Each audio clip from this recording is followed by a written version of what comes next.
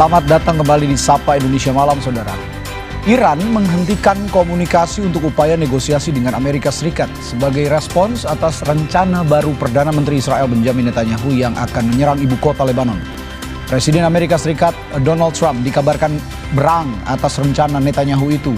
Iran kembali menegaskan bahwa gencatan senjata antara Teheran dan Washington DC juga termasuk Lebanon. Lalu akankah negosiasi berhenti sampai di sini dan mulai saling serang lagi? Kami juga menyoroti kritik mantan Wakil Menteri Luar Negeri Dino Patijalal.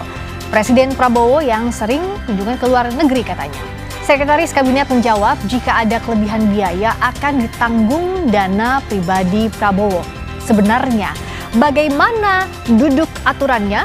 Dua topik ini bersama sejumlah informasi lain akan kita bahas bersama di Sapa Indonesia Malam. Saya Friska Clarissa. Dan saya Radi Saputro. Kita jelang selengkapnya Sapa Indonesia Malam hari ini untuk Anda.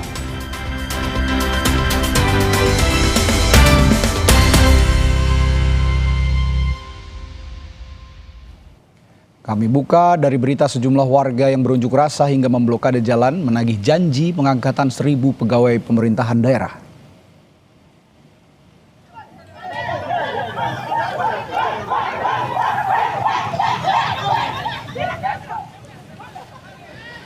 Peserta aksi memadati Jalan Baru Esau Sesa, jalur utama menuju kantor Bupati Manokwari, sambil memasang spanduk di tengah jalan dan membakar ban bekas karena kecewa terhadap pasangan Bupati dan Wakil Bupati Manokwari. Sebab janji terkait pengangkatan 1.000 pegawai belum terrealisasi hingga 2 tahun setelah menang pilkada. Aksi unjuk rasa ini sempat mengganggu jalur lalu lintas di area kantor Bupati Manokwari.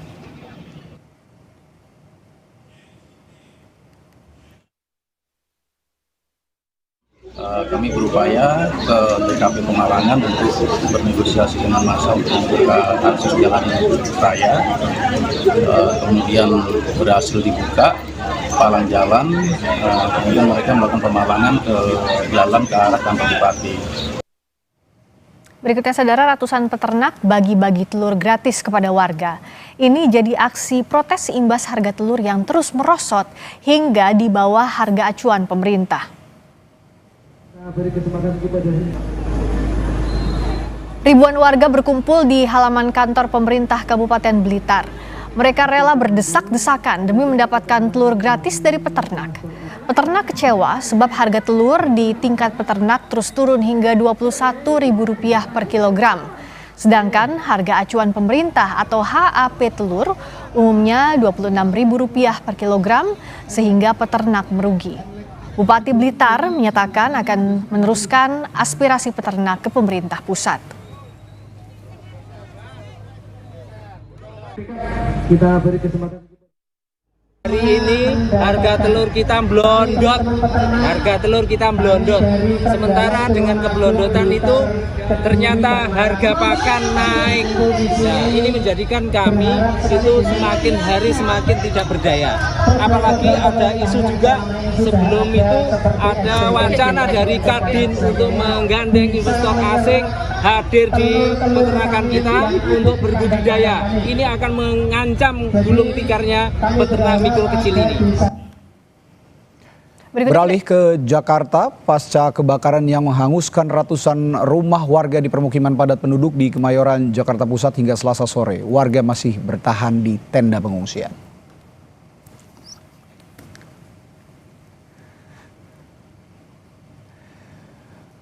Visual udara menggambarkan ratusan rumah padat penduduk yang hangus tak bersisa di permukiman padat penduduk di Kemayoran, Jakarta Pusat. Warga yang bertahan di tenda pengungsian hingga kini masih membutuhkan air bersih dan kebutuhan lainnya. Sementara sebagian warga kembali ke rumah mereka sambil mencari barang yang bisa diselamatkan.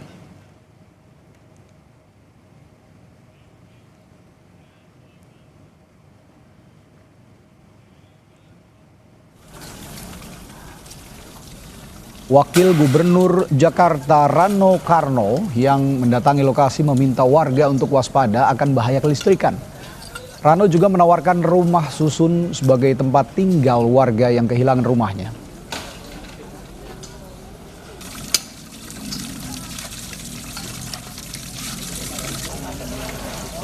Ngomong dengan beberapa warga, nggak mau coba di rumah susun. Aduh bang, kita lahir di sini bang. Bahkan yang namanya ari-ari kita ditanam di sini. Saya bilang, saya lahir di Kemayoran, di Kepu. Ari-ari saya juga saya tanam di Kemayoran. Masa kita mau sebujak-bujak tinggal di sini? Kita selalu berusaha untuk menyadarkan masyarakat bahwa bukan berarti tidak layak. Tapi mungkin kalau tinggal di rumah susun jauh lebih layak. Berikutnya kita bergabung dengan jurnalis Kompas TV Benediktus Aditya dan juru kamera Bodia Vimala untuk mengetahui situasi terkini pasca kebakaran. Bene, saat ini bagaimana penanganan terutama untuk warga yang terdampak kebakaran? Ya, Friska dan juga saudara, saat ini saya tengah berada di posko pengungsian warga yang terdampak kebakaran di Kebon Kosong, Kemayoran, Jakarta Pusat, di mana ini beberapa warga dikumpulkan di salah satu lahan kosong yang dekat dengan lokasi kejadian. Dan pada sore hari ini bantuan-bantuan juga tengah disalurkan.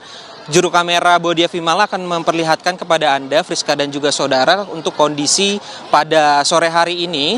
Begitu kalau bisa Anda lihat, Friska dan juga saudara, kondisinya di sini beberapa bantuan juga sudah disalurkan seperti yang terlihat di layar Anda. Di sini juga ada paket sandang, yaitu kebutuhan baju dan pakaian yang disalurkan dari beberapa instansi, ada BPBD, kemudian juga ada Basarnas dan juga ada dari Pemprov. Kita lihat juga beberapa matras di sini juga sudah disediakan, juga ada bantal untuk tidur, di mana tadi kalau kita lihat perbedaannya di siang tadi, Friska dan juga saudara, memang beberapa tenda ini masih kekurangan matras dan juga bantal tidur begitu ya, karena memang mengingat beberapa masyarakat atau totalan masyarakat yang terdampak akibat kebakaran ini hingga 600 jiwa, di mana 300 bangunan ini terdampak luluh lantak akibat kebakaran, dan juga ada 354 KK yang terdampak di 2 RW, yaitu RW 04 dan juga RW 05. Nah, selain juga posko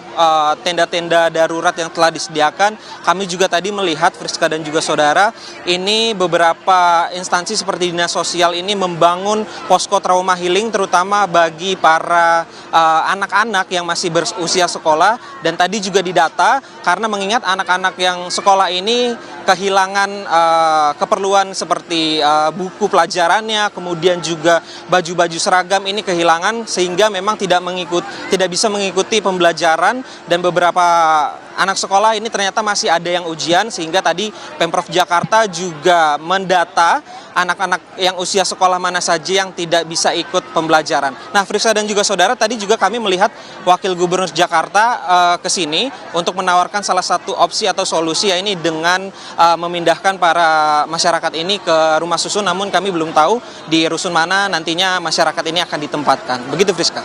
Terima kasih Benediktus Aditya. Hingga saat ini lebih dari 300 keluarga mengungsi dan masih membutuhkan bantuan pasca kebakaran yang terjadi. Terima kasih, Bene.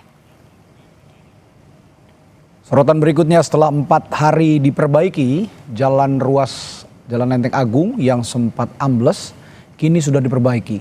Warga kembali dapat melintasi dengan normal dan tanpa hambatan.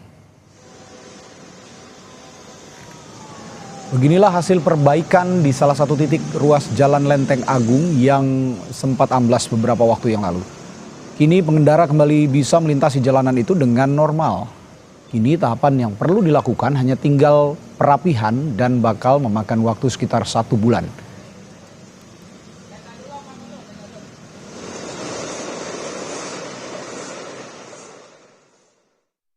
Sekarang alhamdulillah jalanan udah mulai lancar, udah bisa diakses seperti dulu, seperti semula.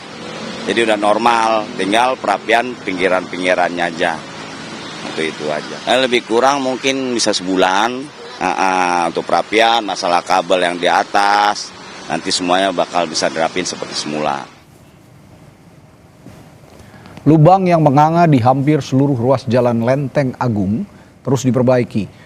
Sudin Sumber Daya Air Jakarta Selatan menduga lubang menganga akibat kerusakan konstruksi saluran air di bawah jalan. Sebelumnya lubang tersebut sempat membuat salah seorang pengendara motor terperosok. Ia dan motornya masuk ke dalam lubang, namun beruntung tidak menyebabkan luka serius.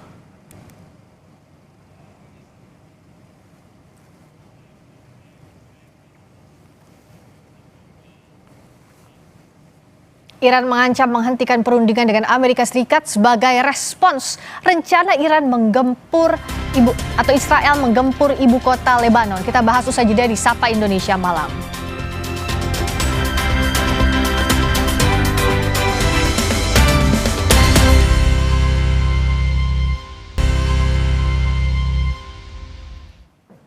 Masih di Sapa Indonesia Malam, Saudara, hingga Senin kemarin Israel terus membombardir wilayah Lebanon Selatan. Asap tebal membumbung di beberapa lokasi di wilayah Tire pasca serangan udara Israel.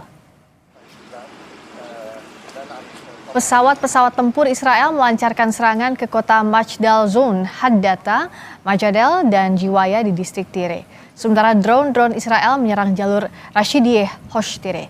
Tim pertahanan sipil dan tim medis Lebanon menyelamatkan 2 orang terluka dari sebuah bangunan yang terkena serangan Israel.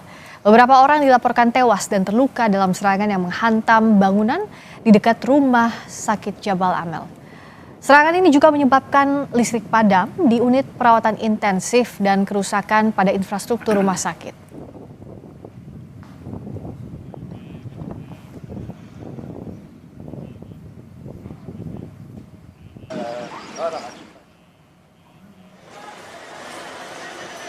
Gambar ini memperlihatkan kerusakan akibat serangan Israel ke bangunan di sekitar rumah sakit Jabal Amal di kota Tire. Sejumlah bangunan hancur, beberapa toko dan kendaraan rusak akibat serangan udara Israel. Alat berat dikerahkan untuk membersihkan puing-puing dan membuka kembali jalan.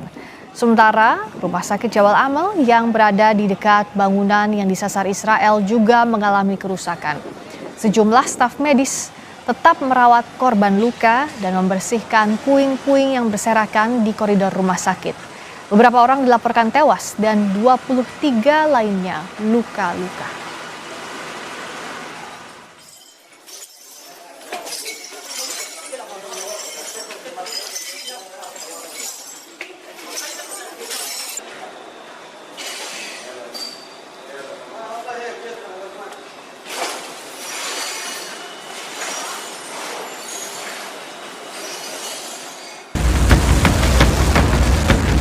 Iran mengancam menghentikan perundingan dengan Amerika Serikat dan menutup total Selat Hormuz. Ini jadi reaksi Iran atas serangan bertubi-tubi Israel ke Gaza dan Lebanon, termasuk rencana menggempur ibu kota Lebanon, Beirut. Iran kembali menegaskan gencatan senjata dengan Amerika Serikat mencakup area lainnya, termasuk Lebanon. Senin lalu, Iran juga menyinggung pelanggaran gencatan senjata oleh Amerika Serikat yang terus menyerang kapal dagang ke pelabuhan Iran di Selat Hormuz. ما تأکید کردیم و کماکان تأکید داریم بر این نکته که آتش بس در لبنان بخش لاینفک هر گونه آتش بس و هر گونه توافق نهایی برای خاتمه جنگ هست. این فقط رژیم صهیونیستی نیست که مرتکب نقض آتش بس داره میشه به این شکل گسترده. آمریکا هم در منطقه ما نمونهش رو همین امروز عرض کردم مرتکب نقض آتش بس داره میشه. اضافه بکنید به این نقض آتش بس تداوم راهزنی دریایی و تعرض به کشتیرانی تجاری ایران که خود هم نقض آتش بس است و هم مصداق اقدام تجاوزکارانه علیه ایران. Sebelumnya, Perdana Menteri Israel Benjamin Netanyahu mengumumkan perintah baru kepada pasukannya untuk menyerang ibu kota Lebanon, Beirut. Israel melancarkan langkah ini seiring lebih dalam menyerang kawasan dan mengusir warga di selatan Lebanon dengan alasan untuk menghancurkan Hizbullah. יחד עם שר הביטחון, הנחיתי את צה"ל לתקוף מטרות טרור בביירות. לא יהיה מצב שחיזבאללה תוקף את ערינו ואת אזרחינו, ומפקדות הטרור שלו בביירות, בדאחיה, יישארו מחוץ לתחום. Tak lama setelah rencana terungkap, media Amerika Serikat Axios melaporkan Presiden Amerika Serikat Donald Trump berang kepada Netanyahu melalui sambungan telepon. Melalui sumber Axios dari Gedung Putih, Trump bilang kepada Netanyahu, "Anda gila. Kalau bukan karena saya, Anda sudah dipenjara. Saya menyelamatkan Anda. Semua orang membenci Anda dan Israel karena ini." Pasca Netanyahu mengeluarkan perintah untuk menggempur ibu kota Lebanon, kini militer Iran memberi sinyal akan ikut bereaksi melalui serangan. Militer Iran juga mengancam Israel untuk mengevakuasi warga dan pasukannya di wilayah utara yang berbatasan langsung dengan Lebanon. Saudara, akankah rencana baru Israel untuk menyerang ibu kota Lebanon, Beirut, akan menghentikan total upaya negosiasi sehingga memicu saling serang antara Iran dan AS yang dibantu Israel? Kita bahas bersama pengamat Timur Tengah Zulfan Lindan dan pengamat militer Anton Alyabas dari Center for Intermestic and Diplomatic Engagement atau CIDE. Selamat malam Mas Anton, juga Pak Zulfan, terima kasih sudah hadir di Sapa Indonesia Malam. Malam Mbak Friska.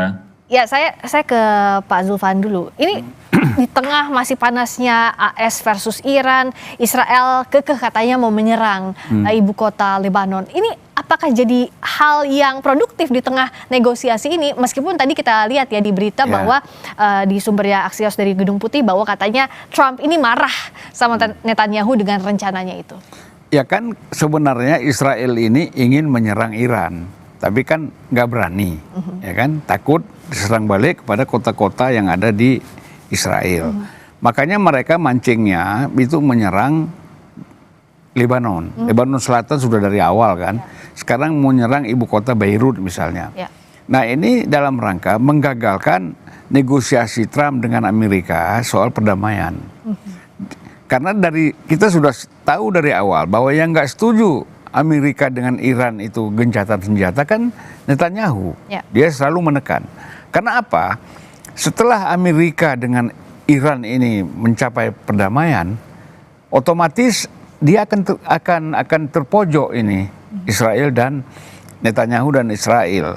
Otomatis dia diminta meninggalkan wilayah-wilayah Palestina yang sudah diduduki, kemudian Lebanon yang selatan yang sudah diduduki.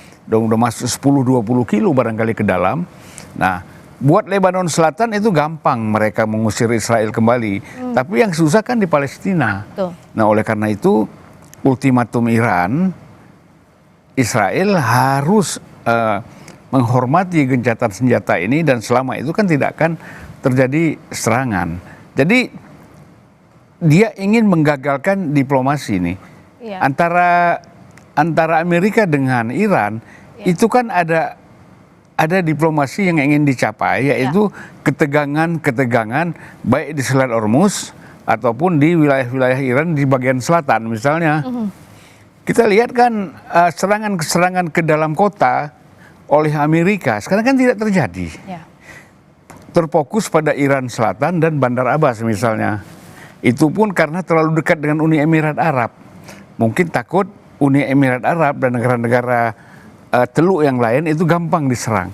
Makanya Amerika menghabisi pusat-pusat rudal dan drone Iran di daerah selatan Bandar Abbas. Nah ini yang saya kira kalau kita kaitkan dengan Lebanon, memang sudah lama ini tidak pernah Lebanon Selatan itu bisa ditaklukkan oleh Israel. Dia penasaran. Karena memang ini hanya momentum saja memanfaatkan itu. Jadi itu. Dan saya kira tidak akan berhasil. Dia boleh masuk tapi akan terusir lagi. Nah, dengan upaya yang dilakukan Israel di tengah negosiasi antara Iran ini seperti dicari-cari Mas Anton. Padahal sejak awal ini jadi salah satu klausul bahwa jangan menyerang Lebanon kalau mau ada negosiasi ini bisa terjadi antara Amerika Serikat dan juga Israel, dan Amerika Serikat Israel maupun Iran, Mas Anton. Ya, karena sebenarnya Mbak Friska, dari awal ketika Iran memasukkan paket Lebanon dan juga semua front pertarungan di kawasan Timur Tengah, salah satu yang bereaksi adalah memang Iran dalam hal ini ketika kita bicara tentang Lebanon gitu. Jadi memang dari awal Iran itu sudah secara tegas, Israel sudah secara tegas menolak paket Lebanon Selatan itu dimasukkan dalam meja perundingan. Jadi tidak mengherankan apabila kenapa kemudian perundingan kali ini itu berlarut-larut, selain dari kita bicara tentang uranium, yang kedua adalah memang Israel ini memang tidak menghendaki itu. Makanya jadi seakan-akan ini jadi bukan lagi kerikil dalam sepatu sebenarnya. Kalau kerikil tuh kecil, ini kan agak gede ya. Jadi kita nggak bisa bilang nih Israel ini kecil gitu ya, gede gitu. Tapi dia memang menjadi sandungan. Kenapa kemudian Netanyahu ngotot gitu? Ya karena mereka juga lagi akan menghadapi kontestasi pemilu, lalu juga publik domestiknya menghendaki peperangan ini. Jadi mau tidak mau memang ya Netanyahu ketika kita bicara tentang merebut simpati domestik, ya pasti dia akan melakukan apapun itu yang dimauin oleh masyarakatnya. Ini yang kemudian menjadi pelik gitu. Jadi di satu sisi adalah Iran memaksa, jadi Iran memang menggunakan ini sebagai jadi meleverage ya secara komprehensif posisinya gitu. Dan akibatnya apa? Akibatnya kemudian Trump itu jadi digencet gitu. Jadi dia tergencet sama Iran karena ini permintaannya. Di sisi lain tadi seperti yang ada di tayangan, mau tidak mau kemudian sesama di dalam aliansinya juga ribut gitu. Bagaimana Netanyahu juga ngotot. Netanyahu bahkan disebutkan itu pernah mengajukan proposal untuk serangan 2 minggu. Untuk reeskalasi pakai 2 minggu serangan. Jadi memang Netanyahu mau tidak mau memang secara eksplisit dia menghendaki adanya reeskalasi. Jadi saya tidak mengherankan kemudian kalau misalnya mereka, jadi Netanyahu seakan-akan bebal ya, memang modelnya memang bebal gitu. Jadi tapi itu ditunjukkan, jadi semakin ditunjukkan ya. Kita memang tentu berharap bagaimana kemudian aliansi antara Trump dan Netanyahu ini semakin lama semakin pecah gitu. Walaupun kemudian bisa jadi ini perdamaiannya nanti jadi perdamaian parsial. Kita cuma bisa perdamaiannya di Iran saja, tapi kemudian cerita tentang Lebanon jangan-jangan memang paketnya akan berbeda, Mbak Rizka. Apakah ini yang mungkin terjadi untuk negosiasi? Tidak bisa satu paket besar, tapi apa yang jadi paket perdamaian Amerika Serikat dengan Iran berbeda dengan kondisi di Lebanon dengan Israel? Saya kira buat Iran posisi Lebanon, terutama Hizbullah, itu sangat strategis. Sebenarnya bersama dengan Hamas dan kelompok jihad Islam yang ada di Palestina. Tapi kan kalau Lebanon kan sudah ditumpas oleh Israel. Berarti mereka terpecah. Nah sekarang yang masih solid itu kan kelompok Hizbullah di Lebanon. Nah jadi kalau menurut saya Iran tidak mungkin melepaskan ini. Karena ini kan window istilahnya. Jendela Iran untuk menyerang Israel dari sekitar kawasan itu adalah Hizbullah. Ya kan? Ada memang Houthi terlalu jauh, ada Asad Sya'bi Irak misalnya terlalu jauh. Itu semuanya memang menjadi penting buat Iran. Kalau Iran diamkan masalah ini, maka dia akan rugi secara strategis militer ya. Jadi buat Iran bahwa Lebanon ini penting. Oleh karena itu paket ini saya kira juga harga mati. Tidak mungkin Iran itu mundur ini karena sekutu kan bukan main-main. Memang sekutu ideologis, sekutu militer dan strategis buat Iran dalam konteks menghadapi Israel. Jadi nggak mungkin Iran itu setengah hati misalnya ya, biarlah, nggak mungkin. Pasti dia pertahankan habis-habisan. Dan sebagai bentuk pembalasan bicara soal saat ini yang terjadi, eskalasinya adalah Iran juga mengancam balik akan menyerang Israel Utara. Nah, bagaimana soal ini Mas Anton? Apakah akan semakin memperuncing kondisi saat ini? Sesaat lagi di Sapa Indonesia Malam.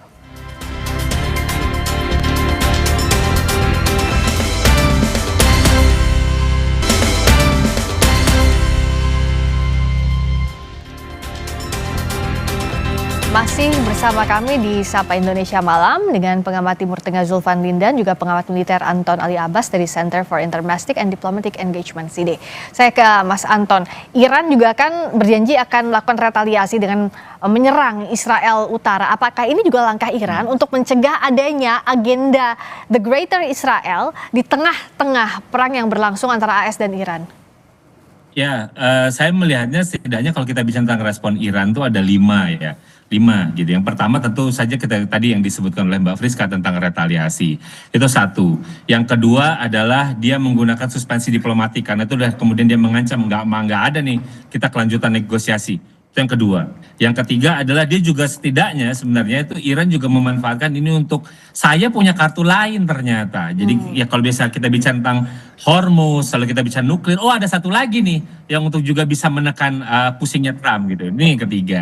Yang keempat tentu saja tadi yang dibicarakan, ada ngomong tentang ancaman maritim yang lain setelah Bab el Mandeb. Kenapa? Karena ini juga adalah bagian dari proksinya dari Iran.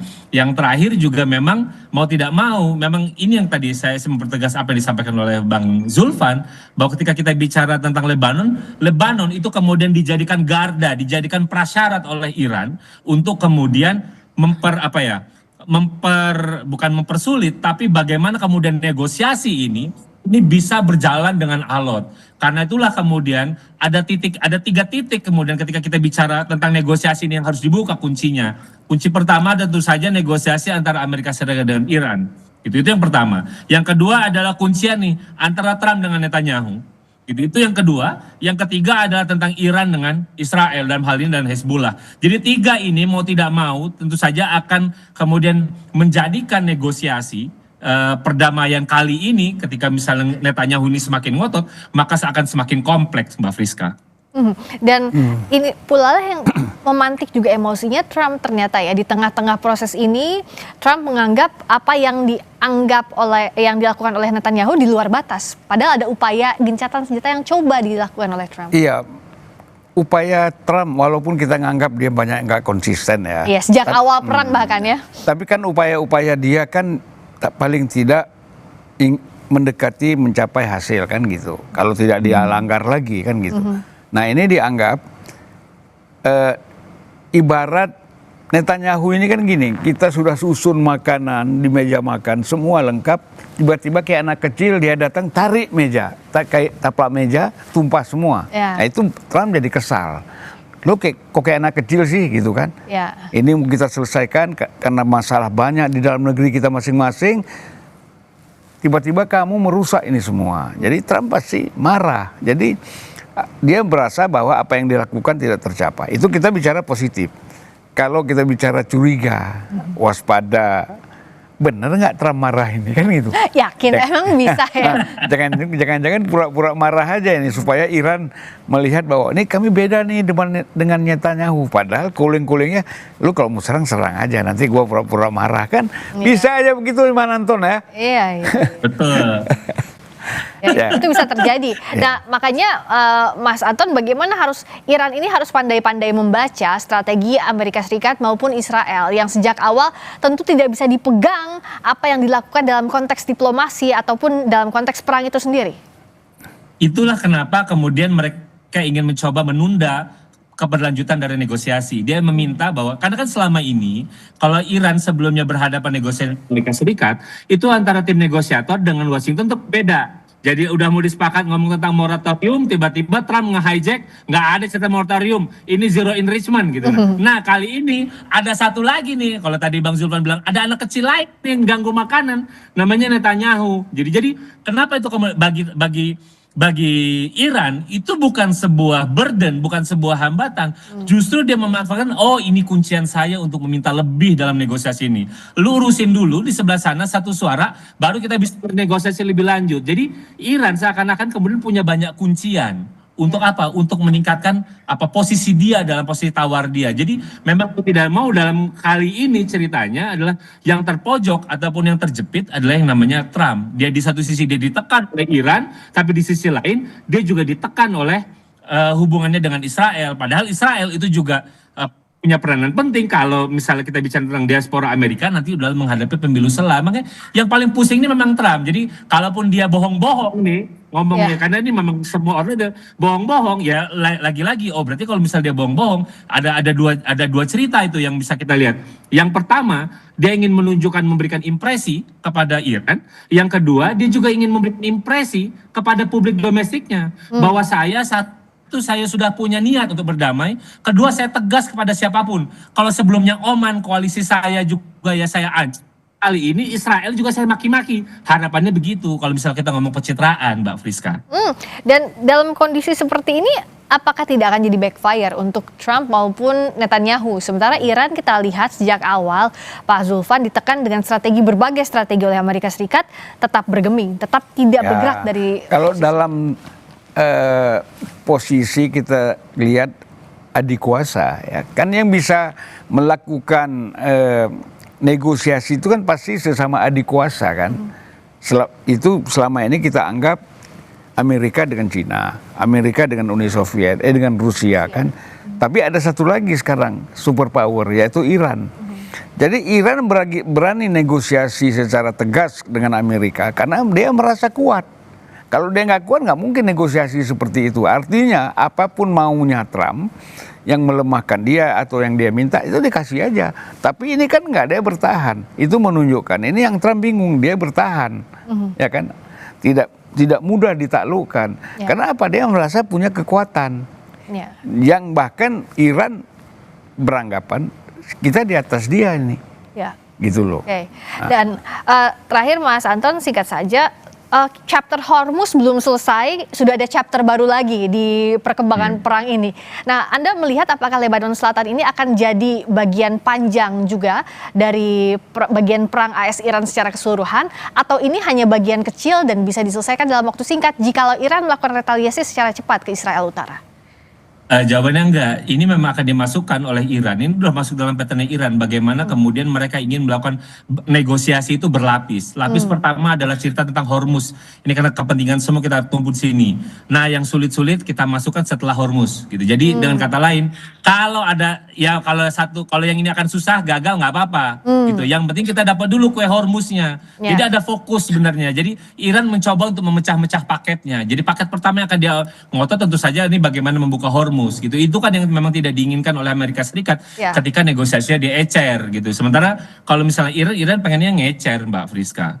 Oke, kita masih akan menunggu lagi apa setelah ini bagiannya, karena akan jadi bagian panjang. Sejak Februari kita ngobrol ini masih terus ada lanjutan selanjutnya, tapi setidaknya kita berharap bahwa situasi di kawasan tidak akan semakin berdampak parah. Dan juga saya mau ngambil koper-koper saya di Iran yang tinggal waktu perang itu belum bisa. Belum sempat sampai sekarang Pak Zulfan. Baju saya semua tinggal di sana. Nah, semoga ini setidaknya melandai sedikit sampai proses negosiasi ini berjalan. Terima kasih Pak Zulfan Lindan, pengamat Timur Tengah. Terima kasih juga Mas Anton Ali Abbas, pengamat militer dari Center for Intermastic and Diplomatic Engagement. Selamat malam Mas Anton, selamat malam Pak Zulfan.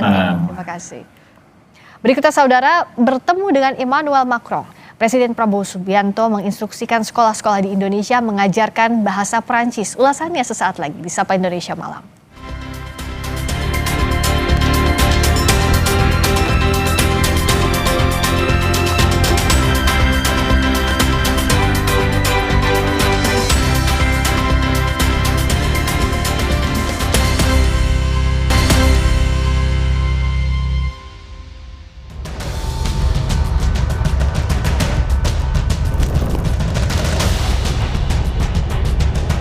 Karena pentingnya hubungan ini, saya sudah putuskan bahwa bahasa Portugis menjadi bahasa prioritas di pendidikan kita. Bahwa semua tingkatan sekolah-sekolah Indonesia harus belajar bahasa Perancis.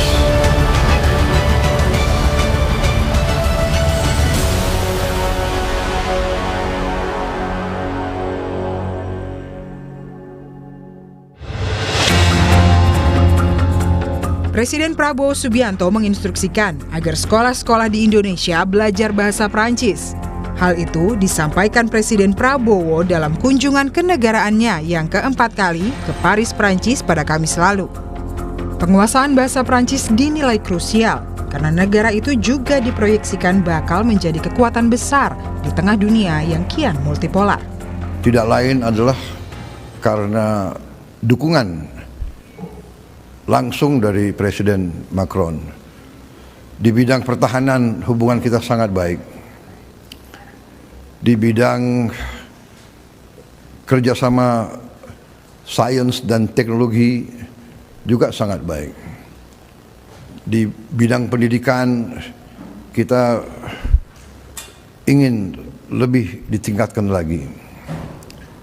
Sekarang saya sudah instruksikan bahwa semua tingkatan sekolah-sekolah Indonesia harus belajar bahasa Perancis. Melihat perkembangan dunia ke depan, Kita yakin di keadaan global yang penuh ketidakpastian, penuh ketegangan, penuh konflik, kedua negara kita bisa mainkan suatu peranan yang positif. Indonesia selalu akan mendorong semua usaha untuk memelihara perdamaian. Kepala Badan Komunikasi Pemerintah Muhammad Kodari menyebut, instruksi Presiden untuk menambahkan bahasa Prancis ke dalam kurikulum sekolah bisa jadi tambahan bahasa pilihan. Namun, ia menyerahkan teknis penerapannya ke Kementerian Pendidikan Dasar dan Menengah. Kodari berpendapat, bahasa Prancis adalah salah satu bahasa internasional yang bisa memperluas kemampuan bahasa asing siswa. Terkait bahasa internasional lain yang juga pernah diperintahkan Presiden, Kodari bilang bisa menjadi tambahan pilihan mata pelajaran. Kalau itu mungkin tanyakan kepada Kementerian Dikdasmen, karena tentu untuk soal kurikulum pendidikan ranahnya ada di pendidikan dan dasar dan menengah. Bahasa itu kan kita pertama kan ini kan dunia semakin global, artinya kan kita makin salah satu syarat untuk bisa maju kan tentunya kemampuan berbahasa. Dan bahasa itu kan nggak harus misalnya satu bahasa saja, kan bisa opsional kan. Saya kira bahasa-bahasa yang disebut oleh Presiden kan bahasa-bahasa internasional, dan karena itu bagaimana pengaturan teknisnya nanti harus kembali kepada Dikdasmen. Sebelumnya, pada 23 Oktober 2025, Prabowo juga pernah bilang akan memprioritaskan pembelajaran bahasa Portugis di pendidikan Indonesia. Pernyataan itu disampaikan Prabowo dalam pertemuannya dengan Presiden Brazil, Luiz Inácio Lula da Silva, di Istana Merdeka, Jakarta pada akhir Oktober lalu. Dalam pertemuan itu, Presiden Prabowo menegaskan bahwa Brazil merupakan mitra yang sangat penting bagi Indonesia. Untuk membuktikan keseriusan kerjasama kedua negara, Presiden Prabowo menyebut telah memutuskan agar bahasa Portugis diajarkan di sekolah-sekolah. Karena pentingnya hubungan ini, saya sudah putuskan bahwa bahasa Portugis menjadi bahasa prioritas di pendidikan kita. Karena kita ingin hubungan ini lebih baik. Selain bahasa Inggris, bahasa Arab, bahasa Mandarin, bahasa Jepang, bahasa Korea, Prancis, Jerman, dan Rusia, bahasa Portugis menjadi bahasa prioritas bagi kita, Portugis dan Spanyol. Saya kira itu dari saya. Wakil Menteri Pendidikan Dasar dan Menengah, Fajar Riza Ulhaq bilang, pembahasan rencana penerapan bahasa Prancis dan Portugis sebagai mata pelajaran wajib di sekolah masih dilakukan setelah adanya instruksi Presiden Prabowo Subianto. Kemendikdasmen menyatakan pembahasan di internal Kementerian Pendidikan Dasar dan Menengah masih berjalan. Lebih lanjut, Kemendikdasmen masih menunggu instruksi lanjutan dari Presiden Prabowo untuk penerapan bahasa Prancis dan Portugis sebagai mata pelajaran wajib di sekolah. Itu kami sedang membahas itu di internal kementerian. Kami belum bisa bicara lebih banyak mengenai persoalan ini. Nah, tentu Bapak Presiden akan memanggil Pak Menteri, Pak Pendikdasmen, Pak Abdul Muti untuk bagaimana kebijakan hal tersebut bisa ditindaklanjuti secara baik. Pakar linguistik Universitas 11 Maret Miftah Nugroho menilai, jika bahasa Prancis dan Portugis dijadikan mata pelajaran wajib di sekolah, maka penerapan tidak bisa dilakukan secara terburu-buru. Menurut Miftah, butuh waktu 1 tahun untuk menyiapkan fasilitas lab bahasa, kurikulum, serta tenaga pendidik. Tentu saja ketika keinginan yang baik ini harus kita laksanakan, maka alangkah lebih baik persiapan yang harus kita lakukan itu tidak boleh terburu-buru. Bagi kami dari sisi ahli bahasa, mungkin 1 tahun itu sudah cukup untuk mengidentifikasi bagaimana kesiapan guru, bagaimana kesiapan kurikulum, kemudian bagaimana untuk menyiapkan lab-lab bahasa. Sementara, Ketua DPP PDI Perjuangan bidang ideologi dan kaderisasi Jarod Syaiful Hidayat mengingatkan pemerintah agar tak serta-merta menerapkan bahasa asing jadi kurikulum di sekolah. Perlu kajian matang dari kementerian terkait sebelum bahasa asing selain bahasa Inggris benar-benar diterapkan. Kalau misalnya beliau ke mana lagi? Afrika begitu ya, bahasa Afrika itu yang harus diajarkan, kan tidak bisa seperti itu. Maka perlu kajian secara mendalam. Bahasa-bahasa asing yang harus dikuasai oleh anak-anak kita itu apa, yang wajib apa, yang pilihan apa.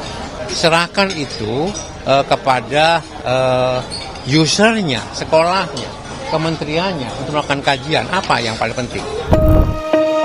Dalam hubungan internasional, bahasa tidak hanya berperan sebagai alat komunikasi, tetapi juga instrumen kekuatan lunak yang membangun kedekatan budaya, ekonomi, hingga politik. Dalam konteks dalam negeri, Presiden Prabowo berulang kali menyampaikan visi untuk memperluas bahasa asing di sekolah-sekolah untuk memenuhi kebutuhan tenaga kerja global. Dalam sidang kabinet Oktober 2025 lalu, Presiden Prabowo juga menekankan pentingnya pengajaran bahasa asing di sekolah untuk memenuhi kebutuhan tenaga kerja di luar negeri. Sekolah terintegrasi harus punya laboratorium yang cukup bagus. Laboratorium matematik, kimia, biologi, laboratorium bahasa. Bahasa sangat penting. Lapangan kerja. Orang Filipina banyak diterima di mana-mana karena dia bisa bahasa Inggris. Kita diminta, jutaan tenaga kita diminta. Di Eropa minta pekerja hotel, kafe, restoran. Dia minta 1 juta tiap tahun. Kepala-kepala negara, pemerintah dari Eropa nanya ke saya, can you send? Hotel-hotel dia sekarang nggak ada yang kerja. Restoran-restoran kewalahan. Rakyat mereka tidak mau kerja sebagai pelayan. Dan mereka terkesan katanya orang Indonesia ramah-ramah. Ya, berarti kita harus didik mereka bahasa. Ada yang bahasa Inggris, mungkin paling banyak di Eropa. Mungkin juga kita didik bahasa Arab, bahasa Mandarin, bahasa Jepang, bahasa Korea. Juga kita diminta perawat untuk rumah sakit dan untuk caregiver, untuk orang tua di sana. Meskipun kemampuan bahasa asing bisa menjadi modal utama untuk bisa bersaing di dunia global, namun begitu, pemerintah perlu memastikan kemampuan pengajar hingga infrastruktur untuk mengajarkan bahasa asing sudah siap dan bisa merata ke seluruh tingkatan sekolah di Indonesia. Tim Liputan, Kompas TV. Respons kritik mantan Wakil Menteri Luar Negeri Dino Patijalal soal kunjungan Presiden Prabowo ke luar negeri, Seskap Teddy Indrawijaya bilang kelebihan biaya ditanggung dana pribadi Presiden. Kita ulas sesaat lagi bersama Radisa Putra di Sapa Indonesia Malam.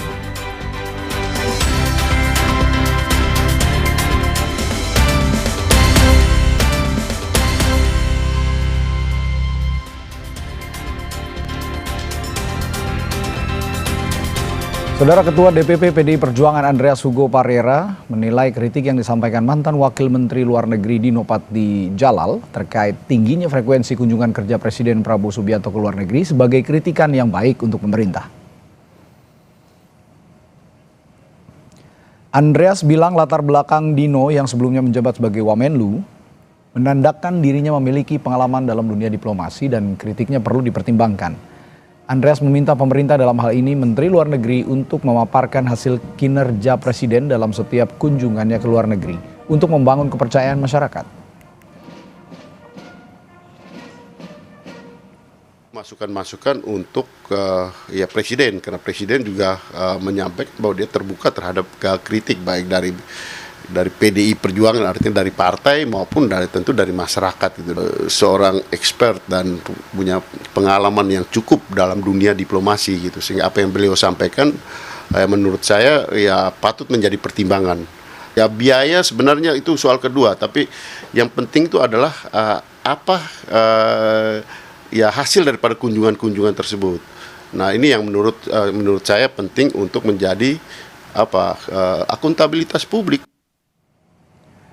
Sementara itu, Wakil Ketua Umum Partai Gerindra Habibur Rahman sebut kritik yang disampaikan mantan Wakil Menteri Luar Negeri Dino Patijalal terkait intensitas kunjungan Presiden Prabowo ke luar negeri kurang etis. Habibur Rahman bilang model komunikasi Dino yang sebelumnya pernah menjabat sebagai Wamenlu kurang tepat dalam menyampaikan kritikan.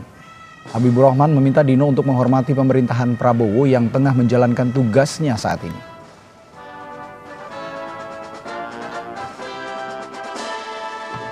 Ada etika di kalangan orang yang pernah menjabat, artinya memberikan kesempatan kepada orang yang saat ini menjabat untuk bekerja. Ini kan negara demokrasi. Dia bilang negara demokrasi, dia mengkritik, ya saya mengkritik balik beliau. Sejauh apa ya pemahaman beliau soal etika kita ya dalam konteks menyampaikan kritik seperti apa? Seorang mantan Wamenlu 3 bulan ya kan ya menyampaikan kritikan ya hendaknya lebih elegan. Kegiatan kunjungan kerja Presiden Prabowo Subianto ke luar negeri kini menjadi sorotan publik. Diplomat senior yang juga mantan Wakil Menteri Luar Negeri Dino Patijalal mengkritik seringnya kunjungan Presiden Prabowo ke luar negeri. Dino menyarankan istana melakukan penghematan dengan memanfaatkan teknologi video call serta memangkas biaya protokoler yang dinilai membebani negara.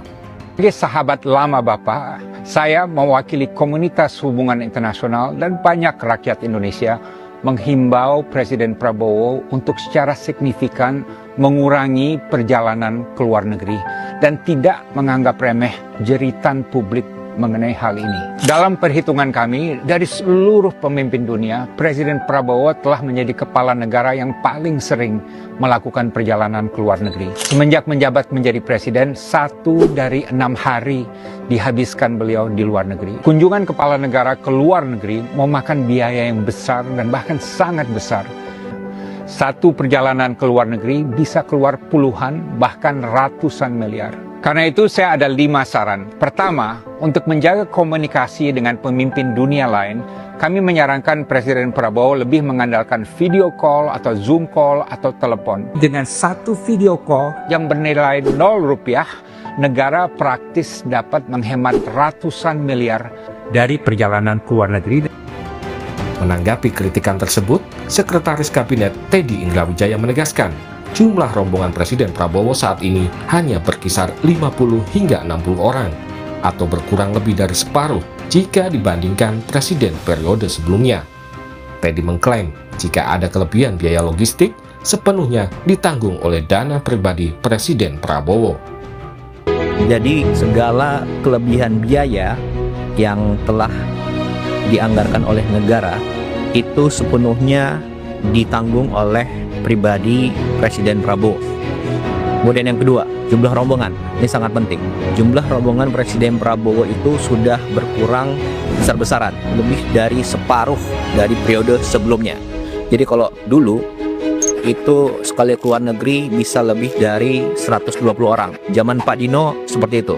Nah, zaman Presiden Prabowo jumlahnya antara 50 sampai 60 orang maksimal. Ini sudah banyak yang tahu, termasuk juga wartawan pasti tahu itu semua. Sejak dilantik sebagai presiden pada Oktober 2024 lalu, Presiden Prabowo telah melakukan kunjungan kerja ke luar negeri sebanyak 53 kali. Prancis dan Malaysia merupakan 2 negara yang paling sering dikunjungi Presiden Prabowo. Tim Liputan, Kompas TV. Saudara, mantan Wakil Menteri Luar Negeri Dino Patijalal mengkritik seringnya Presiden Prabowo Subianto melakukan kunjungan ke luar negeri. Menjawab kritikan itu, Seskap Teddy Indrawijaya menyebut jumlah rombongan kunjungan Presiden ke luar negeri telah berkurang sekarang saat ini. Sementara menurut Teddy, jika ada kelebihan biaya akan langsung ditanggung oleh dana pribadi Presiden Prabowo Subianto. Bagaimana polemik ini harus disikapi? Kita ulas bersama anggota DPR RI dari fraksi Partai Gerindra, Bahtra Banong. Selamat malam, Bang Bahtra. Dan nanti juga ada peneliti Posdem Universitas Andalas yang akan bergabung melalui sambungan virtual, Ferry Amsari. Ya, saya ke Bang Bahtra dulu kalau begitu. Ini ada kritik dari mantan Wamenlu, Pak Dino Patijalal. Tapi saya ingin tanyakan dari perspektif Anda sebagai anggota legislatif yang mewakili fraksi Partai Gerindra juga di DPR, apakah Gerindra juga melihat kritik Pak Dino ini sebagai upaya membatasi kewenangan eksekutif presiden atau justru murni masukan untuk upaya diplomasi presiden? Ya, tentu kami ingin mengatakan bahwa kami menghargai, menghormati setiap masukan kritik dari berbagai pihak dan terutama dari Pak Dino Patijalal. Ya. Di era demokrasi ini itu sesuatu yang lumrah dan kritik itu bagi kami Partai Gerindra dan kebetulan Ketua Umum kami juga sebagai Presiden Republik Indonesia, bahwa itu sebagai vitamin untuk pemerintah agar terus mengingatkan kepada pemerintah sehingga pemerintahan kita bisa berjalan sesuai dengan rule dan sebagaimana apa yang menjadi harapan Presiden Prabowo. Namun secara pendapat tentu kami berbeda dengan Pak Dino, bahwa menyederhanakan sesuatu, kunjungan presiden ke luar negeri cukup misalnya by phone ataupun Zoom, itu tidak bisa kita sesederhana itu, karena negosiasi, jangankan negosiasi antar negara, antar perusahaan aja perlu pelibatan secara fisik, pertemuan secara fisik. Maka dari itu wajarlah Presiden Prabowo kemudian berkunjung ke luar negeri secara fisik, karena tentu di sana ada negosiasi yang harus dilakukan. Kalau misalnya dilakukan via phone ataupun Zoom, tentu tekanannya juga sangat berbeda. Selain itu Pak Presiden juga kan tidak datang sendirian.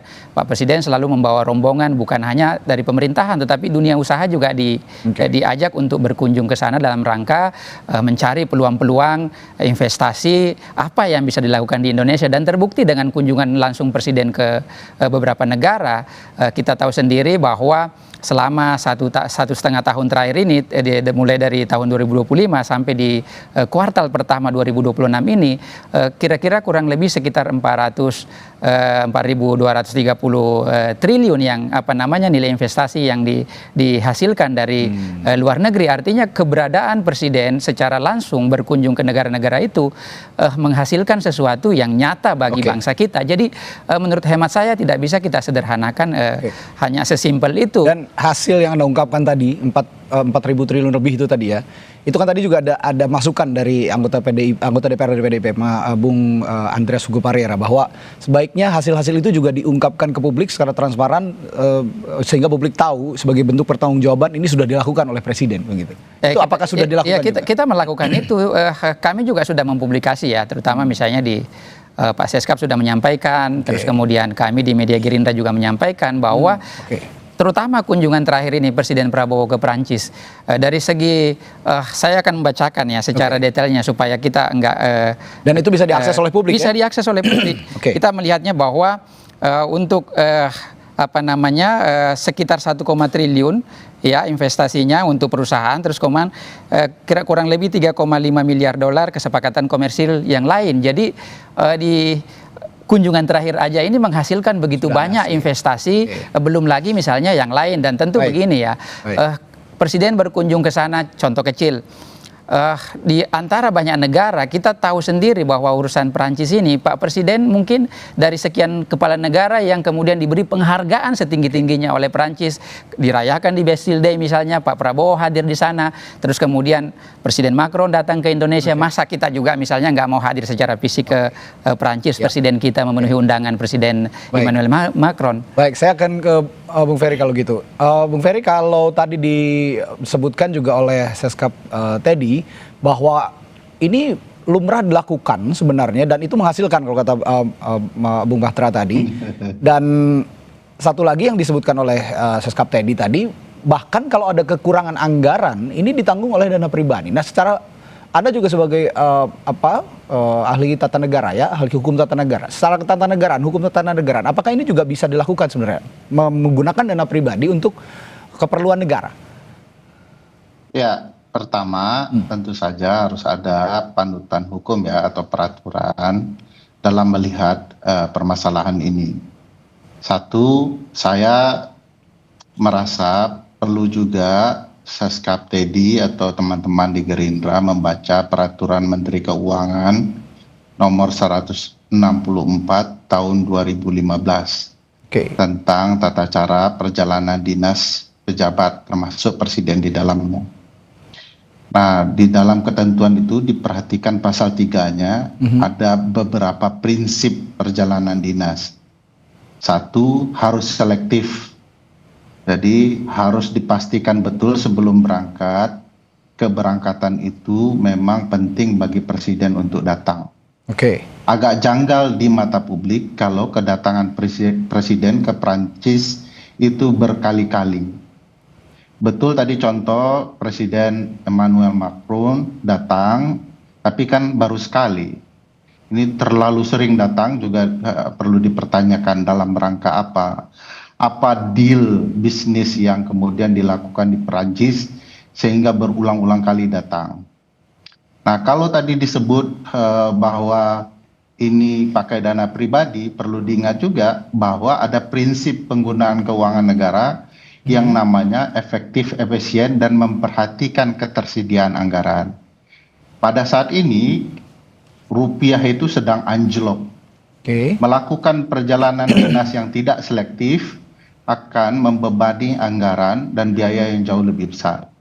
Nah, di titik ini semestinya ada upaya yang agak sungguh-sungguh bagi presiden memikirkan apakah dana ini akan efektif atau tidak bagi keuangan negara kita. Kenapa harus berkali-kali dan tidak, menurut saya tidak juga selalu harus ada presiden. Karena biasanya presiden, Mas Batra, kalau kesepakatan di awal sudah duduk, itu akan ditindaklanjuti oleh para diplomat atau pejabat yang terkait dengan kepentingan bisnis itu. Tidak lumrah berkali-kali, terlalu sering. Oke, meskipun Prinsip efektivitas yang saya potong sedikit Bung Ferry, meskipun efektivitas Anda singgung tadi kata Bung Bakhtar itu sudah menghasilkan 4.000 triliun lebih investasi yang masuk untuk Indonesia. Iya, bukan sekedar bicara menghasilkan, tapi yang keluar kan juga banyak. Kan cukup sekali presiden sepakat, lalu kesepakatan itu akan diikuti oleh pejabat-pejabat yang lain. Ada menlunya kok, ada dubesnya di sana, itu sudah bisa menindaklanjuti. Keempat yang perlu diperhatikan adalah prinsip transparan. Tadi dikatakan pakai uang pribadi. Ini nggak masuk akal dengan kita. Ini namanya perjalanan dinas atau perjalanan pribadi. Karena ada kriteria disebut sebagai perjalanan dinas karena jabatannya. Dan ada yang bicara perjalanan pribadi. Jangan dicampurkan dua uang ini, uang pribadi atau uang negara. Dan kalau diingat, kalau itu benar-benar perjalanan dinas yang berkaitan dengan kepentingan negara, tidak boleh ada uang pribadi di dalamnya. Ada aturan yang mengatur soal itu? Nah, makanya saya bilang baca peraturan Menteri Keuangan yang dibuat oleh jadi makanya disebut tadi PMK ya, Peraturan Menteri Keuangan nomor 164 tahun 2015 diubah dengan PMK 81 gitu ya, yang kemudian harus detail baik-baik dipakai. Percampuran uang pribadi dan uang negara itu tidak diperkenankan, Mas. Karena akan membuat transparansi penggunaan anggaran jadi buyar. Bias. Jangan menimbulkan kesan bahwa presiden mengorbankan harta kekayaan pribadinya untuk kepentingan bangsa. Padahal presiden jangan lupa di dalam prinsip keuangan negara, kejelasan sumber dana juga penting.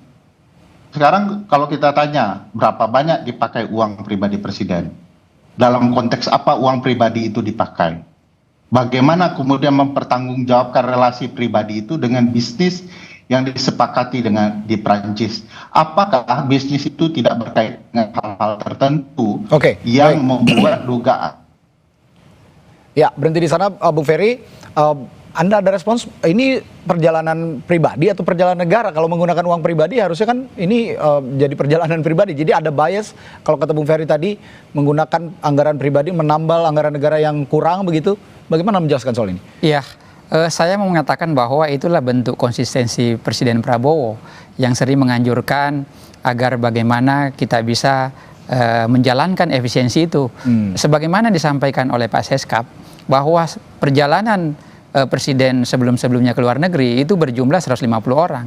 Nah, dengan konsistensi Presiden Prabowo bahwa kita harus menghemat dalam situasi begini, buktinya dipangkas tuh dari 150 menjadi kemudian hanya 50 rombongan yang ikut.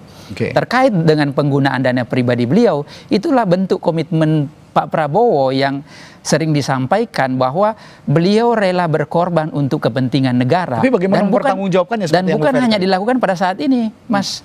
Jauh sebelum itu. Yang menyangkut urusan negara, Pak Prabowo jangankan selalu menyampaikan pada kader Partai Gerindra, kepada kami, jangankan uang, nyawa pun beliau siap kalau untuk kepentingan merah putih, kepentingan bangsa dan negara. Itulah bentuk komitmen beliau. Bagaimana berkomitmen selain tadi menjalankan efisiensi itu, di sisi lain beliau rela berkorban. Tapi bagaimana mempertanggungjawabkan seperti yang dibilang Bu Ferry tadi, peraturan Menteri Keuangan yang mengatur tidak boleh sebenarnya mempercampurkan anggaran negara dengan anggaran pribadi, karena akan nanti pertanggungjawabannya akan bias. Apa yang salah kalau kemudian pemimpin negara mau berkorban pribadinya untuk kepentingan bangsa dan negara? Bukankah pemimpin yang seperti itu yang kita cari? Jadi tidak ada yang salah dengan perbuatan Pak Prabowo. Tidak ada yang salah, Bung Ferry, dengan Justru perbuatan beliau itu. rela berkorban untuk kepentingan bangsa dan negara. Presiden rela berkorban untuk kepentingan bangsa dan negara. Anda bisa ada jawaban soal ini, Bung Ferry? Kalau itu bohong saja bagi saya dalam prinsip keuangan negara ya. Kalau betul-betul mau nyumbang, itu sumbang betul seluruh gaji yang ada itu. Hartanya disumbangkan kepada negara kayak dulu pejuang Palestina ya. Ini kan cuman sekedar menutupi problematika yang ada soal tidak profesionalnya penyelenggaraan pemerintahan. Misalnya kalau dibilang tadi selektif efisien. Nah, saya tidak melihat ada efisiensi yang terjadi. Kalau dikatakan dulu pejabat banyak, kan bisa dibuka juga. Dulu pejabat itu siapa saja, dalam kunjungan apa, dan seberapa banyak dana. Bandingkan dalam konteks anjloknya dolar saat ini. Presiden itu berangkat dalam dua kondisi yang tidak tepat ya. Satu, tidak ada dalam sejarah presiden yang berangkat ketika hari besar keagamaan. Ya. Kedua, presiden berangkat ketika harga rupiah anjlok terhadap dolar. Di titik ini sendiri sebenarnya kalau presiden adalah seorang pemimpin, dia akan memastikan stabilitas ekonomi dulu, stabilitas keuangan, baru bicara soal efektif, efisien berangkat ke luar negeri. Makanya kalau mau jujur-jujur, perjalanan ini transparan atau tidak, kepentingannya bagaimana, apa saja deal-dealnya, seberapa lama presiden di sana, kenapa penting berangkat di lebaran haji atau tidak, itu juga harus diperhatikan situasi yang ada. Saya tidak melihat ini sebagai upaya pengorbanan presiden pribadinya demi kepentingan bangsa. Kalau itu agak bias ya terasa. Karena kebutuhan perjalanan dinas itu harus dilihat betulkah itu dari anggaran pribadi presiden atau orang lain yang menyumbang. Kalau berani buka saja itu rekening pribadi presiden atau tidak yang menyumbangkan sisa kekurangan itu. Mari kita terbuka kepada publik supaya publik tahu itu betul-betul sebuah pengorbanan atau cerita kamuflase terhadap apa yang sesungguhnya dan sebenarnya yang sedang terjadi. Itu tadi bicara soal efisiensi. Tadi juga Wakil Ketua Umum Partai Gerindra menyinggung soal etika penyampaian kritik yang disampaikan oleh Wamenlu, mantan Wamenlu Dino Patijala. Saya akan meminta respons juga nanti dari Bung Bahtera soal ini kritik dari Pak Dino ini dianggap sebagai sesuatu yang kurang etis. Maksudnya seperti apa? Nanti saya akan tanyakan hal itu setelah jeda di Sapa Indonesia Malam. Tetaplah bersama kami.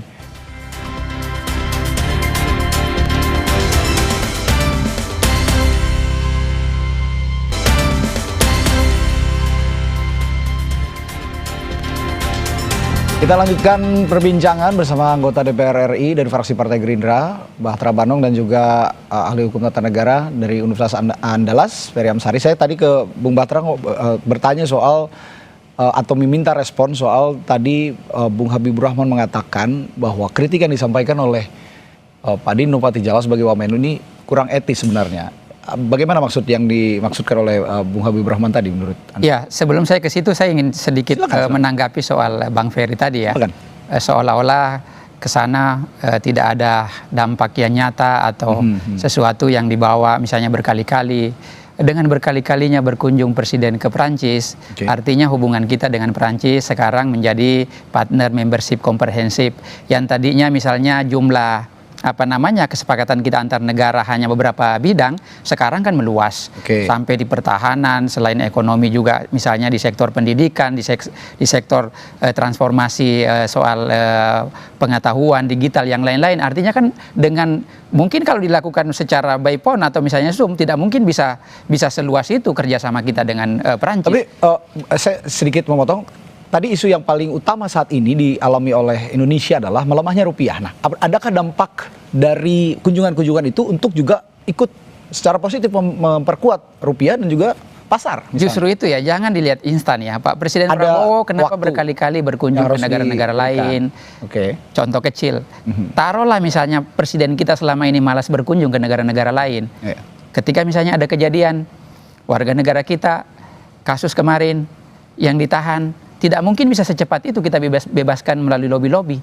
Karena Pak Presiden menjalin hubungan dengan banyak negara, itu bukti bahwa berhasil dengan menjalin hubungan banyak negara, kita bisa membebaskan warga negara kita dengan begitu cepat. Itu kalau selain dampak ekonominya ya, belum lagi misalnya dampak-dampak yang lain. Jadi menurut hemat saya, tidak bisa hanya kunjungan yang 1-2 kali ini terus kemudian kita menuntut hasil yang berlebihan juga dan instan juga. Tetapi dari segi hasil juga dampak ekonominya tadi saya sebutkan bahwa berapa banyak investasi yang dihasilkan, belum lagi misalnya dampak-dampak yang lain. Dan kita harus menghitungnya, jangan misalnya hari ini berkunjung besok sudah ada hasil. Dan ini sesuatu menurut hemat saya tidak berbanding lurus dengan kalau kita misalnya menyampaikan soal biaya yang mahal, ya kan, soal jumlah intensitas kunjungan Presiden ke luar negeri, itu tidak bisa dibandingkan dengan hasil yang didapatkan oleh bangsa kita hari ini.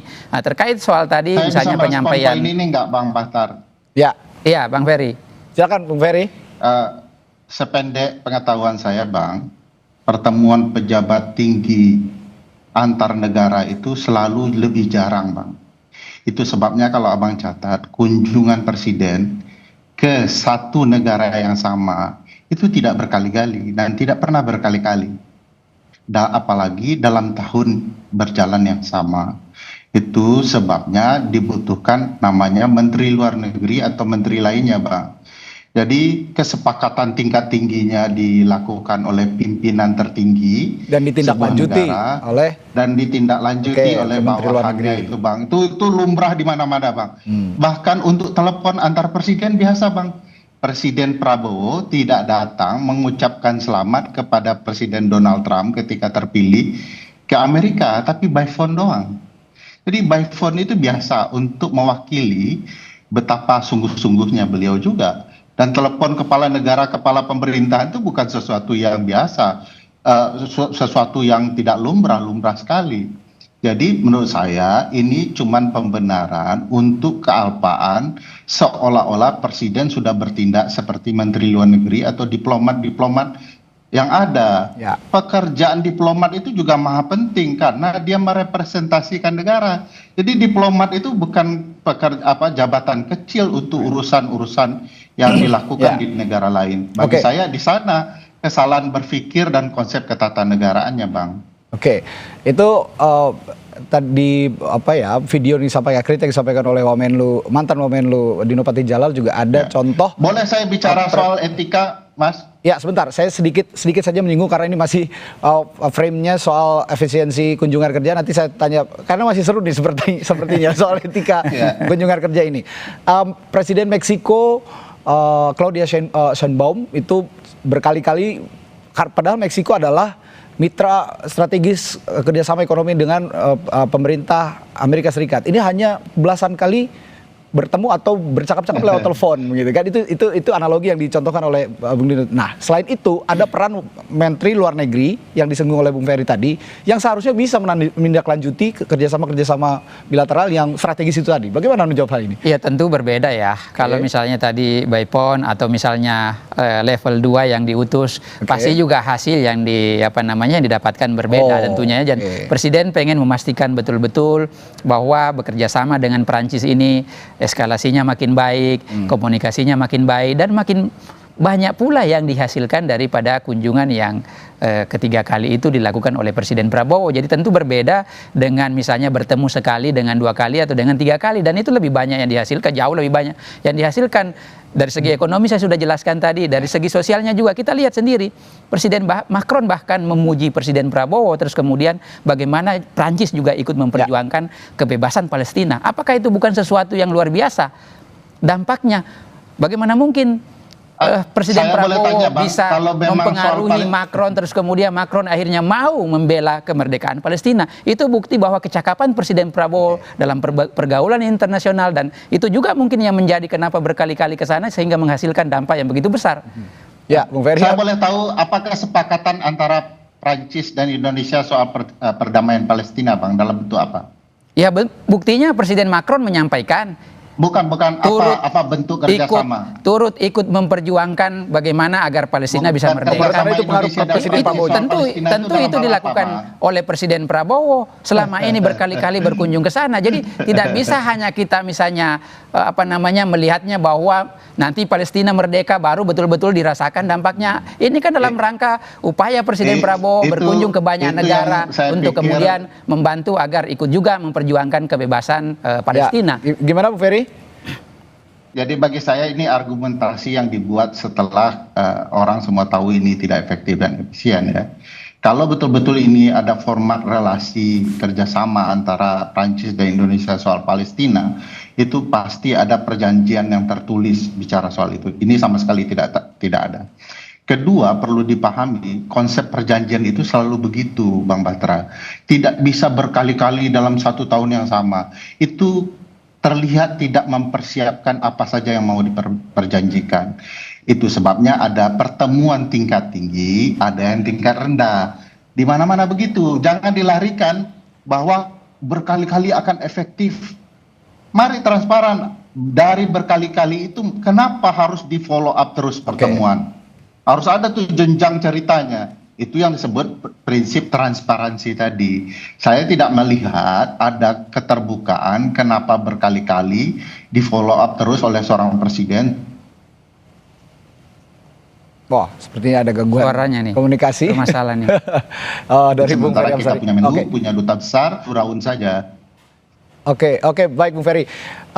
Terakhir saya tadi masih menyinggung soal etika, tadi saya belum terjawab oleh Bung Batra. Bagaimana Anda menjawab apa maksud yang dilontarkan oleh Bung Habibur Rahman soal itu tidak etis, kritik yang disampaikan oleh mantan Wamenlu Dino Patijalal? Ya tentu saja ya, lagi-lagi saya mengatakan bahwa kita menghargai semua pendapat, kritikan, masukan, tetapi tentu juga harus yang berbasis data, tidak bisa hanya sekedar misalnya menyampaikan Pak Dino mengatakan bahwa soal pemborosan tadi kita jawab dengan transparansi. Kalau Bang Ferry tadi minta transparansi, buktinya selama ini tadinya 150 orang rombongan dikurangi menjadi 50. Apakah itu bukan dari bentuk dari transparansi efisiensi?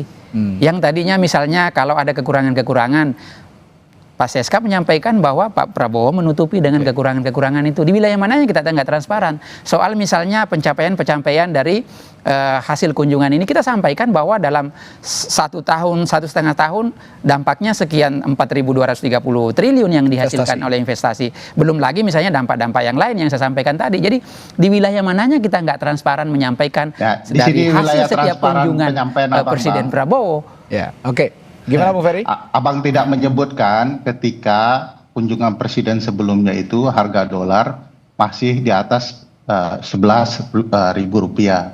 Sekarang sudah 17.800 menjelang mau berangkat. Di sana yang tidak transparannya, beban yang ditanggung oleh negara bisa saja jauh lebih besar. Nah, bagi saya mempertahankan apa yang salah begini sebenarnya juga akan membuat orang tertawa saja kepada istana.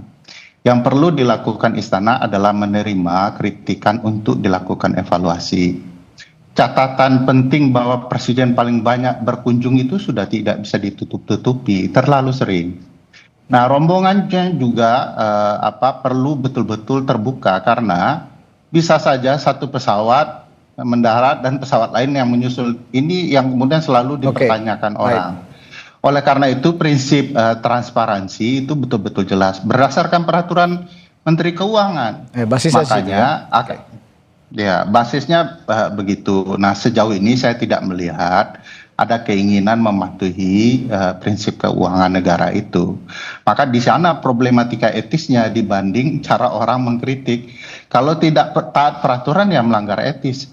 Harus diingat loh, Pak Teddy Indrawijaya itu seskap sekretarisnya kabinet.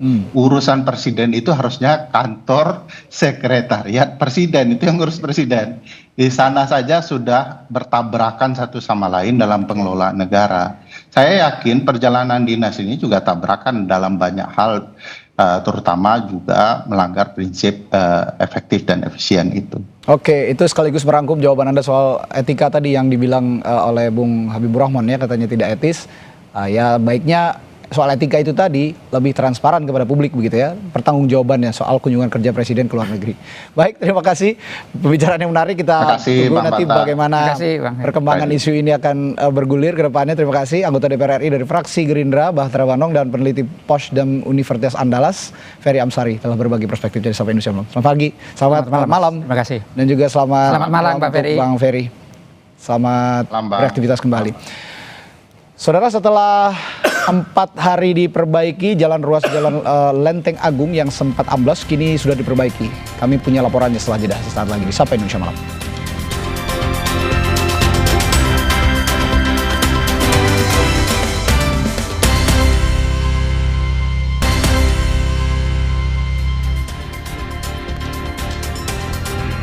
Kembali di Sapa Indonesia Malam, saudara. Setelah 4 hari diperbaiki, jalan ruas Lenteng Agung yang sempat ambles kini sudah normal dilalui. Warga kembali dapat melintas tanpa hambatan.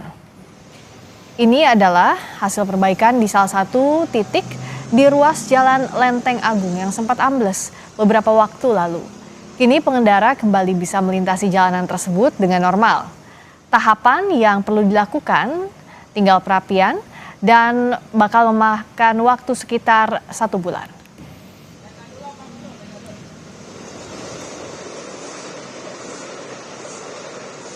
Sekarang alhamdulillah jalanan udah mulai lancar, udah bisa diakses seperti dulu, seperti semula. Jadi udah normal, tinggal perapian pinggiran-pinggirannya aja. Itu aja. Lebih kurang mungkin bisa sebulan untuk perapian, masalah kabel yang di atas, nanti semuanya bakal bisa dirapin seperti semula. Perbaikan jalan ambles di Lenteng Agung sudah hampir rampung. Lalu bagaimana situasi terkini di lokasi? Kita akan tanyakan jurnalis Kompas TV Medina Andas dan juru kamera Roy Ilman. Medina, apa sudah bisa dilewati jalan di sana? Kalau terbatas, gimana kira-kira pengalihan arusnya di sana?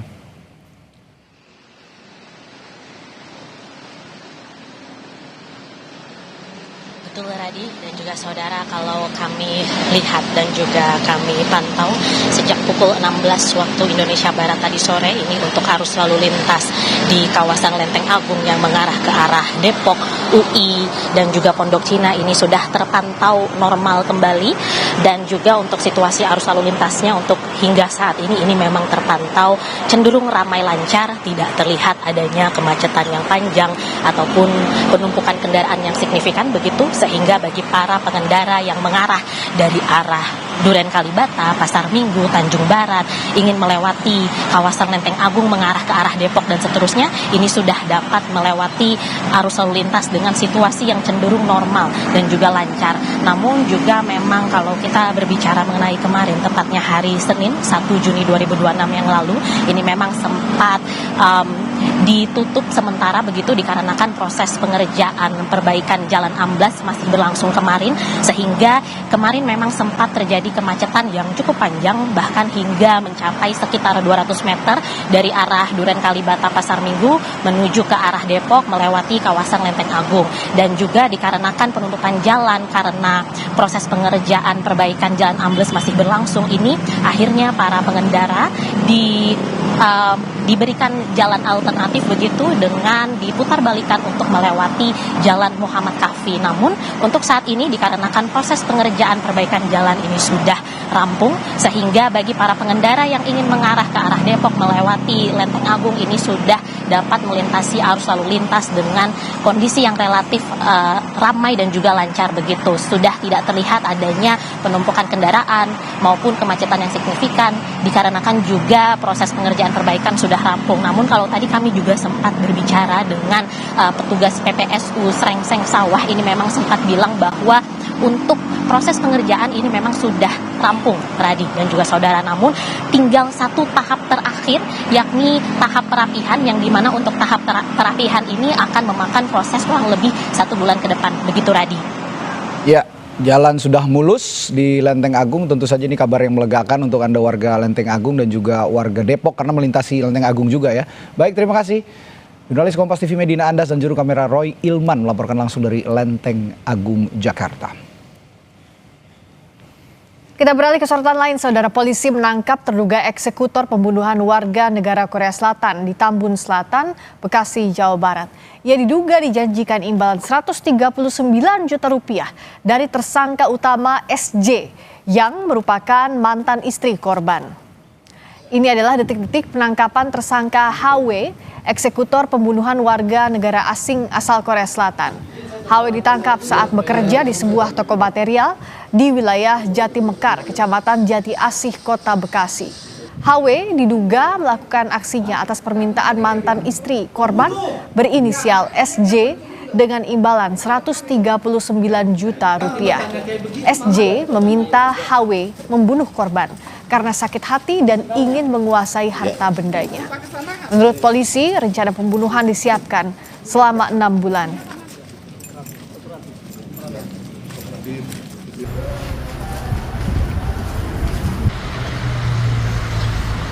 Ya, jadi untuk kronologis penangkapan terhadap saudari SJ itu pertama kita amankan. Kemudian setelah itu dia menyampaikan bahwa eksekutornya ada saudara HW, di mana saudara HW pada waktu itu penangkapan berada di rumahnya, sedang bekerja seperti biasa. Kemudian dia bekerja di sana sebagai di toko bangunan milik keluarganya. Sebelumnya seorang warga negara asing asal Korea Selatan ditemukan tewas di rumahnya di Kampung Buaran, Desa Lambangsari, Kecamatan Tambun Selatan, Kabupaten Bekasi pada Rabu 27 Mei lalu. Korban pertama kali ditemukan sudah tidak bernyawa oleh anaknya. Polisi yang datang ke lokasi langsung melakukan olah TKP dan memeriksa saksi serta rekaman CCTV di sekitar lokasi kejadian. Jenazah korban kemudian dibawa ke Rumah Sakit Polri Kramat Jati, Jakarta Timur.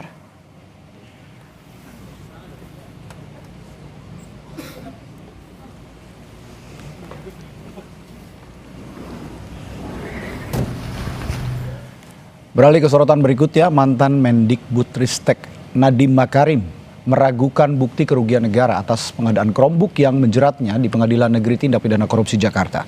Nadiem bilang program itu justru menghemat pengeluaran negara.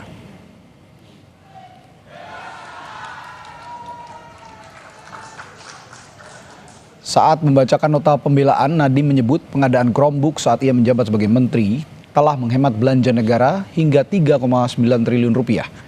Menurutnya angka itu jauh dari nilai kerugian negara yang disampaikan jaksa dalam tuntutan, yakni 1,98 triliun rupiah.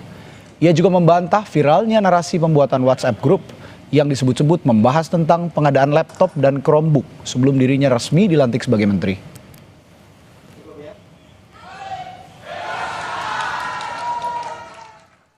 Kebijakan kementerian untuk memilih Chrome OS yang gratis secara mutlak telah menghemat pengeluaran negara Indonesia setidak-tidaknya 3,9 triliun rupiah.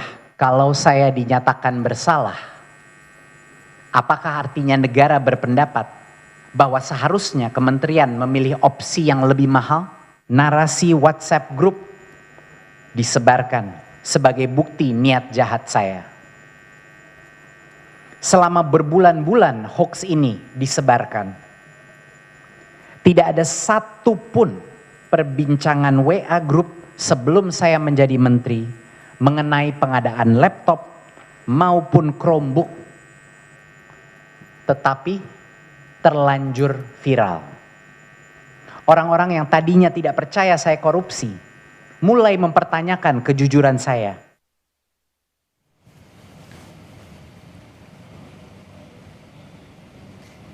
Sidang pembacaan nota pembelaan Nadiem Makarim diwarnai insiden mati lampu. Hakim pun men-skor sidang yang sempat gelap gulita. Tak lama berselang, aliran listrik kembali normal dan diikuti sorak-sorai dari pendukung Nadiem Makarim.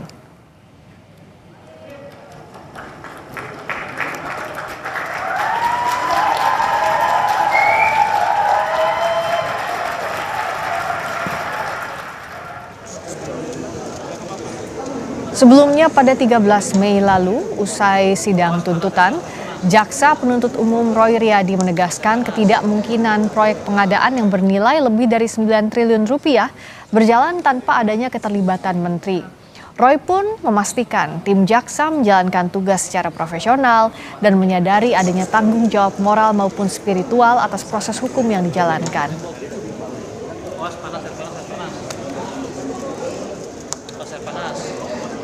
Undang-Undang Keuangan Negara maupun turunnya, termasuk dalam Perpres Pengadaan Barang Jasa, Menteri itu selaku pengguna anggaran, dia bertanggung jawab terhadap anggaran. Ini anggaran tidak kecil 9 triliun lebih yang dikelola seperti itu. Barang mustahil kalau Menteri hanya menyalahkan bawahannya sekelas Popi. Kalau Popi yang bertanggung jawab, kenapa Popi dipecatnya? Kami, tim teman-teman saya dalam melaksanakan tugas ini berdasarkan profesional, berdasarkan tugas kami, dan kami juga tahu akan dimintai pertanggungjawaban di yaumil akhir. Itu. Perwakilan mitra agen perjalanan umroh Hanania Group melaporkan dugaan penipuan terkait gagalnya keberangkatan jemaah haji ke Polda Metro Jaya. Kami hadirkan informasinya di Sapa Indonesia Malam sesaat lagi.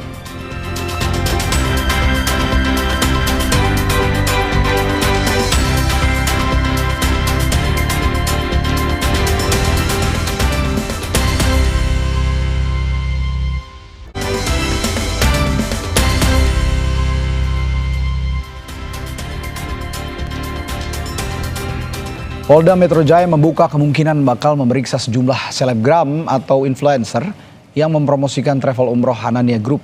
Sebab dari hasil pemeriksaan sebagai uang jemaah yang gagal berangkat digunakan untuk membayar selebgram mempromosikan travel tersebut. Dalam kasus penipuan calon jemaah umroh, polisi telah menetapkan 1 orang tersangka yaitu Direktur Utama PT Khazanah Tama Internasional atau Hanania Group berinisial ASF. Tidak menutupi kemungkinan polisi juga bakal menetapkan tersangka lain jika sesuai fakta hukum yang ditemukan. Polisi menyatakan akan meminta keterangan para selebgram yang mengendorse paket umroh Hanania Group. Polisi menyebut total kerugian calon jemaah umroh yang gagal berangkat mencapai 12 miliar rupiah lebih.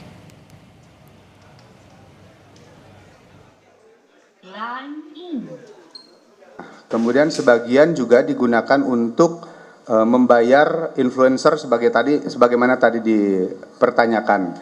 Ini untuk kepentingan marketing.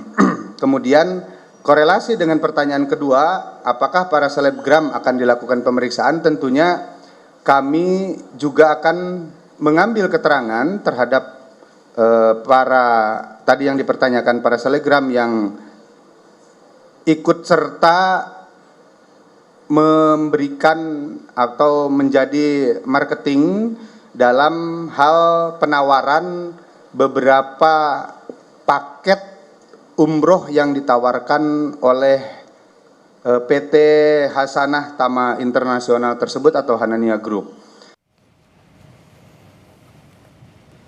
Perwakilan mitra agen perjalanan umroh Hanania Group mendatangi Polda Metro Jaya untuk melaporkan dugaan penipuan terkait gagalnya keberangkatan jemaah haji.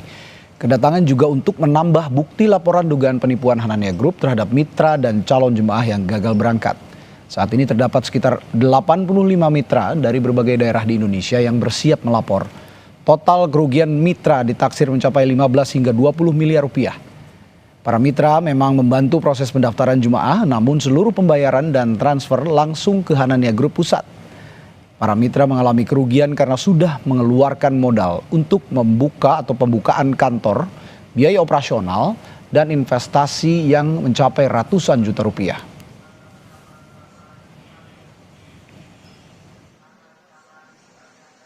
Iya, yang paling utama adalah uang jamaah bisa kembali. Ya, itu yang paling penting. Kalau untuk, saya sudah sering sampaikan bahwa kalau untuk bisnis kita itu memang kerugian dari rescue bisnis, tapi juga kalau memang bisa kembali itu kita sangat bersyukur sekali, ya, karena tidak sedikit ya kalau jemaah dan kita sebagai korban, ya mitra itu kalau dilihat dari nilai itu kita jauh lebih besar sebetulnya. Sempat dirawat di rumah sakit, satu korban ledakan bom di Biak Numfor meninggal dunia. Jumlah korban kini menjadi 6 orang. Korban terbaru atas nama Mina Puadi meninggal dunia Selasa pagi setelah menjalani perawatan intensif di RSUD Biak. Kabid Humas Polda Papua menjelaskan Mina Puadi awalnya hanya mengalami luka pada bagian dahi akibat ledakan bom peninggalan Perang Dunia di kawasan Kompleks Perikanan Distrik Kota Biak. Namun setelah diobservasi, korban mengalami patah tulang rusuk serta pendarahan di organ limpa. Total korban meninggal kini menjadi 6 orang, sementara 3 orang lainnya belum ditemukan.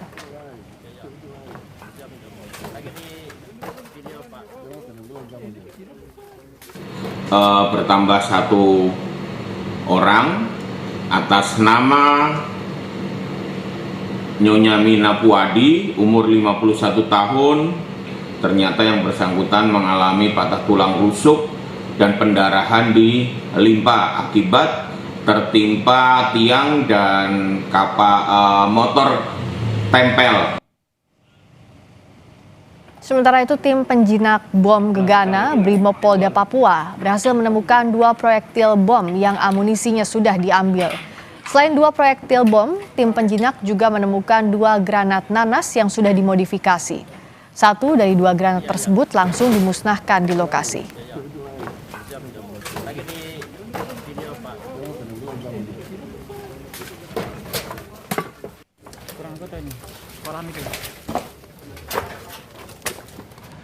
Kami tutup Sapa Indonesia Malam. Terima kasih Anda telah menyaksikan. Perbaharui terus informasi Anda di Kompas TV dengan 3 botol air mineral 700 ml yang setara dengan 2 liter air untuk 1 hari penuh kesejukan. Saya Randi Saputro. Dan saya Friska Clarissa. Terima kasih. Sampai jumpa.